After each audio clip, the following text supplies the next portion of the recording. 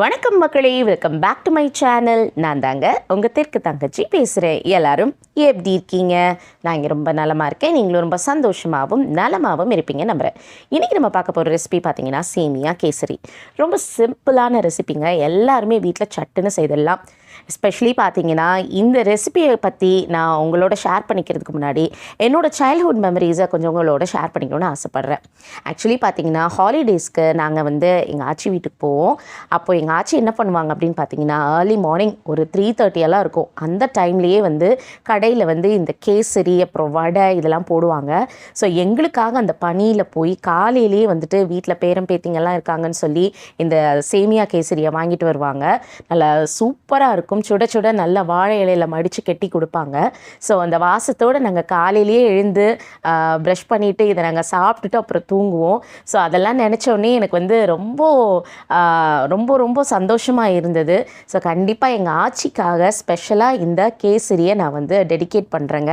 Actually பார்த்திங்கன்னா இந்த சிம்பிளான ரெசிபி எல்லாருமே ஈஸியாக வீட்டில் செஞ்சிடலாம். ரொம்ப சிம்பிளான இன்க்ரீடியன்ஸ் தான். பொதுவாகவே நம்ம ரவா கேசரி தான் ரொம்ப விருப்பப்பட்டு சாப்பிடுவோம். ஆனால் ஒன்ஸ் நீங்கள் இந்த சேமியா கேசரி செஞ்சு பார்த்துட்டிங்கன்னா நீங்கள் ரவா கேசரியே செய்ய மாட்டீங்க. கண்டிப்பாக எனக்கு சேமியா கேசரி தான் வேணும் அப்படின்னு சொல்லி ஆசைப்பட்டு செய்வீங்க. அந்த அளவுக்கு ரொம்ப சூப்பராக இருக்கும். ஸோ இந்த ரெசிபி எப்படி செய்யலான்னு பார்க்கலாமா? அதுக்குள்ளே நம்ம வீடியோக்குள்ளே போகணும். ஸோ வாங்க இப்போ நம்ம வீடியோக்குள்ளே போய் இந்த சேமியா கேசரி எப்படி செய்யலான்னு தெரிஞ்சுக்கலாம்.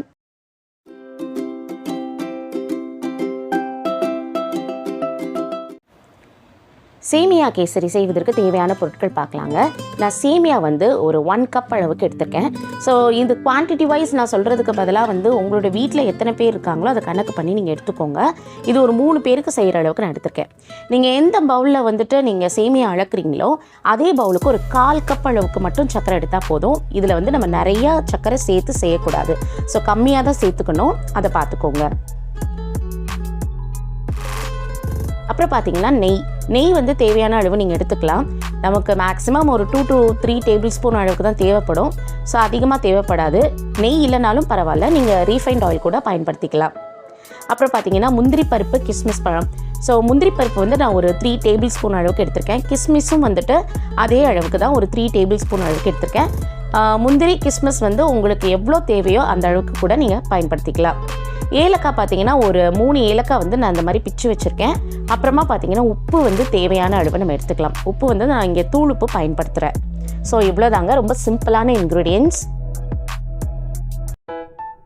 ரொம்ப சிம்பிளான ரெசிபி இந்த சேமியா கேசரி அப்படிங்கிறதுனால ஸ்ட்ரைட்டாகவே என்னோடய கிச்சன்லேருந்து டேரெக்டாக உங்களுக்கு நான் இன்றைக்கி செஞ்சு காமிக்க போகிறேன். ஸோ அடுப்பில் நான் ஒரு வானொலி போட்டிருக்கேங்க. வானொலி நல்லா சூடானதுக்கப்புறமா இதில் நம்ம ஒரு டேபிள் ஸ்பூன் அளவுக்கு நம்ம நெய் சேர்த்துக்கலாம். ஸோ நான் ஏற்கனவே சொன்னால் போல் உங்களுக்கு நெய் இருந்தால் நீங்கள் நெய் பயன்படுத்திக்கலாம். அப்படி இல்லாட்டினா ரீஃபைண்ட் ஆயில் நீங்கள் பயன்படுத்திக்கலாம். அதுக்காக நல்லெண்ணெய், கடலெண்ணெய் அதெல்லாம் பயன்படுத்தாதீங்க. ஸோ இப்போ பார்த்தீங்கன்னா நெய் நல்லா சூடானதுக்கப்புறமா இதில் நம்ம வச்சுருக்கிற முந்திரி பருப்பை சேர்த்து நல்லா நம்ம பொன்முறவலாக வறுத்து எடுத்துக்க போகிறோம். பொதுவாகவே நம்ம கேசரி செய்கிறோம் அப்படின்னாலே நமக்கு ரொம்ப சந்தோஷமாக இருக்கும். ஏன்னு பார்த்தீங்கன்னா ரொம்ப சிம்பிளான ஈஸியான ஒரு ஸ்வீட் ரெசிபி, டக்குன்னு செஞ்சிடலாம்.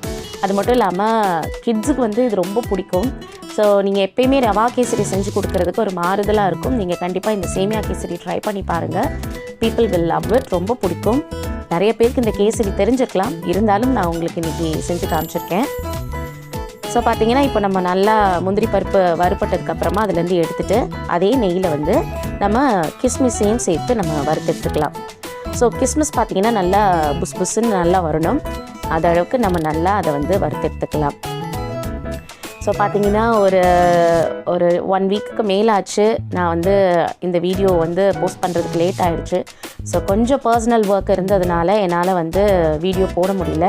ஸோ அதுக்காக என்னை மன்னிச்சிக்கோங்க.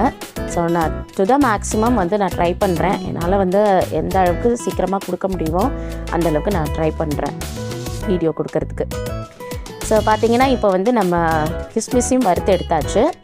ஸோ இப்போது அதே நெய்யில் நம்ம சேமியாவை வறுத்து எடுத்துக்க போகிறோம். இந்த சேமியா பார்த்திங்கன்னா ஏற்கனவே டபுள் ரோஸ்டட் சேமியா தான் இருந்தால் கூட இதை நம்ம நெய்யில் கண்டிப்பாக இதை நம்ம வறுத்து எடுத்துக்கணும். எதுக்காக இந்த மாதிரி நம்ம பண்ணுறோம் அப்படின்னு பார்த்தீங்கன்னா, ஸோ இந்த மாதிரி நம்ம நல்லா வறுத்து எடுக்கும்போது சேமியா ஒன்றோட ஒன்று ஒட்டாமல் நல்லா உதிராக கிடைக்கும். இன்னொன்று பார்த்தீங்கன்னா சேமியா நல்லா வாசமாக இருக்கும். நம்ம செய்கிறதுக்கு. அதனால தான் வந்துட்டு இந்த வெர்மிசெல்லியை நம்ம இந்த மாதிரி வறுத்து எடுத்துக்கிறோம். ஸோ பாருங்கள், இந்த மாதிரி வந்து நல்லா வறுத்து எடுத்துக்கோங்க. ஸோ இது 3த்தையும் நம்ம வந்து நல்லா வறுத்து தனியாக எடுத்து வச்சுக்கலாம். ஸோ இப்போ அதே வாணலியில் நான் வந்து என்ன பண்ண போகிறேன்னா தண்ணி சேர்த்துக்க போகிறேன். இப்போ நீங்கள் எந்த கப்பில் வந்து சேமியா வந்து அளக்குறீங்களோ அதே கப்புக்கு வந்து 2 கப் அளவு தண்ணி, அதாவது 1:2 ரேஷியோ. அதுதான், ஒரு கப் நீங்கள் சேமியா எடுக்கிறீங்கன்னா 2 கப்பு வந்து தண்ணி எடுக்கணும். திருப்பவும் சொல்கிறேன், நீங்கள் எந்த பாத்திரத்தில் நீங்கள் சேமியா அளக்குறீங்களோ அதே அளவு தான் தண்ணி, அதில் வந்து 2 பங்கு. இப்போ அந்த தண்ணியை வந்து அதில் சேர்த்துட்டு கொஞ்சம் அந்த தண்ணி சூடாகிற வரைக்கும் வெயிட் பண்ணலாம். ஸோ ஓரளவுக்கு சூடானதுக்கப்புறமா நம்ம ஏற்கனவே ஒரு 3 ஏலக்காய் பிச்சு வச்சுருக்கோம் இல்லையா, ஸோ அந்த ஏலக்காவை இதோட சேர்த்துட்டேன். ஏலக்காய் சேர்த்ததுக்கப்புறமா அதில் வந்து கொஞ்சமாக நம்ம வந்து உப்பு சேர்த்துக்கணும். பொதுவாகவே எந்த ஸ்வீட் ரெசிபி செஞ்சாலும் கண்டிப்பாக அதில் வந்து ஒரு பிஞ்ச் அளவுக்கு நம்ம உப்பு சேர்க்கும் பொழுது ஸோ அந்த ஸ்வீட்டை வந்து அந்த டேஸ்ட்டை வந்து இன்னும் என்ஹான்ஸ் பண்ணி கொடுக்கும். ஸோ அதனால தான் நம்ம ஒரு பிஞ்ச் அளவுக்கு உப்பு சேர்த்துருக்கோம். இப்போ பார்த்திங்கன்னா தண்ணி வந்து நல்லா இந்த மாதிரி தளன்னு வந்து கொதிச்சுட்டு வருது. இந்த ஸ்டேஜில் பார்த்திங்கன்னா ஒரு டேபிள் ஸ்பூன் அளவுக்கு நெய் சேர்த்துக்கிறோம். ஸோ எதுக்காக இந்த நெய் வந்து நம்ம இந்த ஸ்டேஜில் சேர்க்குறோம் அப்படின்னு பார்த்தீங்கன்னா, நம்ம கேசரி வந்து நல்லா உதிராக கிடைக்கணும் ஒன்று, அதுக்காக தான் நம்ம இந்த மாதிரி சேர்க்குறோம். இன்னொன்று, நம்ம சேமியா கேசரி வந்து நல்லா அருமையான ஒரு நெய் வாசத்தோடு நம்ம சாப்பிட்றதுக்கு நல்லாயிருக்கும். அதுக்காக தான் நம்ம இந்த நெய் வந்து சேர்த்துக்கிறோம். இப்போ நெய் சேர்த்ததுக்கப்புறமா நம்ம என்ன பண்ணுறோன்னா, நம்ம வறுத்து வச்சுருக்கிற முந்திரி பருப்பு அதையும் இதோட நம்ம சேர்த்துட்டோம். அதோட பார்த்திங்கன்னா நம்ம வறுத்து வச்ச கிஸ்மிஸ் அதையும் இதோட சேர்த்துடலாம். ஸோ இந்த ஸ்டேஜ்லேயே வந்துட்டு நான் வந்து முந்திரி பருப்பையும் கிஸ்மிஸையும் எப்பயும் சேர்த்துருவேன்.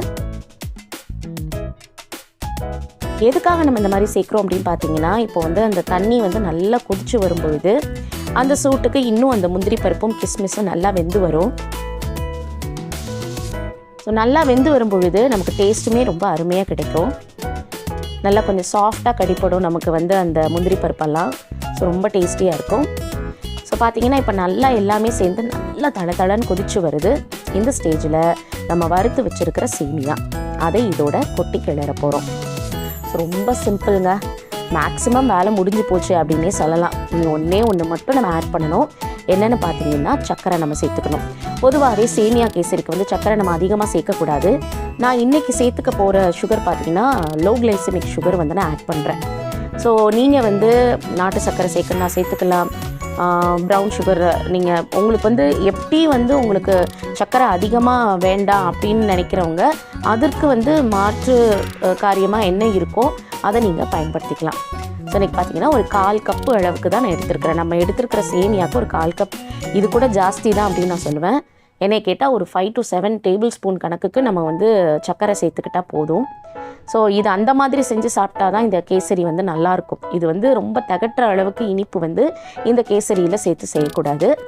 ஸோ ரொம்பவே டேஸ்டியாகவும் சுவையாகவும் இருக்கும். கண்டிப்பாக நீங்கள் வந்து ட்ரை பண்ணி பாருங்கள். உங்கள் வீட்டில் வந்து எல்லாருக்குமே இதை நீங்கள் செஞ்சு கொடுங்க, அவங்க ரொம்ப விருப்பப்பட்டு சாப்பிடுவாங்க. ஸோ அடிக்கடி நம்ம வந்து ரவா கேசரியே செஞ்சிட்ருக்குறோம். ஸோ அந்த ரவா கேசரிக்கு ஒரு மாறுதலாக இந்த சேமியா கேசரி இருக்கும். ஸோ ட்ரை பண்ணி பாருங்கள். நம்ம சேமியாவில் பாயசம் ஏற்கனவே நம்ம சேனலில் நான் வந்து போஸ்ட் பண்ணியிருக்கேன். ஸோ அந்த பாயசமும் நீங்கள் செஞ்சு பாருங்கள். அதோட இந்த சேமியா கேசரியும் ட்ரை பண்ணி பாருங்கள். இப்போது அந்த சர்க்கரையெல்லாம் நல்லா உருகி வர அளவுக்கு நம்ம எல்லா சேமியாவுலேயும் அது நல்லா விரவி வர அளவுக்கு அதை வந்து நம்ம மிக்ஸ் பண்ணிட்டோம். ஸோ இப்போ பாருங்கள் எவ்வளோ சூப்பராக இருக்குன்னுட்டு. ரொம்ப நல்லா இருக்குங்க. ஸோ ஓரளவுக்கு நல்லா ரெடியாகி வந்துடுச்சு. இப்போ நீங்கள் வந்து அடுப்பை ஆஃப் பண்ணதுக்கப்புறமா ஒரு லிட் வச்சு க்ளோஸ் பண்ணிவிட்டு ஒரு 10 நிமிஷம் அப்படியே விட்டுருங்க. ஸோ இப்படி 10 நிமிஷம் நம்ம விடும்பொழுது என்ன ஆகும்னு பார்த்தீங்கன்னா, ஒரு 10 நிமிஷம் கழித்து நம்ம திறக்கும்பொழுது சேமியாலாம் நல்லா வெந்து அந்த சர்க்கரையெல்லாம் ஒன்றோடு ஒன்று சேர்ந்து நல்லா அருமையாக ரெடியாக இருக்கும். அது மட்டும் இல்லாமல் நமக்கு பாருங்கள் எவ்வளோ சூப்பராக ரெடியாக இருக்குது. ஒன்றோடு ஒன்று அதிகமாக ஒட்டியே வரல, ஓரளவுக்கு உதிராக இருக்குது. ஸோ இந்த மாதிரி கிடைக்கணுன்னா நான் சொன்ன மாதிரி அந்த ஒரு டேபிள் ஸ்பூன் நம்ம வந்து நெய் சேர்த்தது தான். ஸோ நீங்கள் அதை மறந்துடாதீங்க. நான் திருப்பவும் சொல்கிறேன், நெய் வாசனை பிடிக்கலை அப்படின்னு நினைக்கிறவங்க நீங்கள் வந்து ரீஃபைண்ட் ஆயிலில் கூட நீங்கள் இதை செஞ்சுக்கலாம். ரொம்பவே டேஸ்டியாக இருக்கும். ஸோ இது கிறிஸ்மஸ் முந்திரியெல்லாம் வந்து கண்டிப்பாக சேர்த்து செய்யணுமா அப்படிங்கிறதெல்லாம் இல்லை. கிறிஸ்மஸ் முந்திரி இல்லைனா கூட நம்ம நார்மலாக சாதாரணமாக கூட இதை வந்து நம்ம செஞ்சு சாப்பிட்லாம். அவ்வளோ டேஸ்டியாக இருக்கும். கண்டிப்பாக நீங்கள் வீட்டில் எல்லோரும் இதை ட்ரை பண்ணி பாருங்கள். இந்த ரெசிபி உங்கள் எல்லாருக்கும் பிடிச்சிருக்கும்னு நான் நம்புகிறேன். இது ரொம்ப சூப்பராக இருக்கும், ரொம்ப ரொம்ப சுவையாக இருக்குங்க. நம்ம லைஃப்பில் யாராவது ஒருத்தங்க நமக்கு அதிகமாக துன்பத்தை கொடுத்துட்டே இருப்பாங்க. அப்படிப்பட்டவங்களுக்கு நீங்கள் ஒரு 3 விஷயத்த செய்ய மறக்காதீங்க. முதல் விஷயம், அவங்க செஞ்ச தப்பை மனசார மன்னிச்சிடுங்க.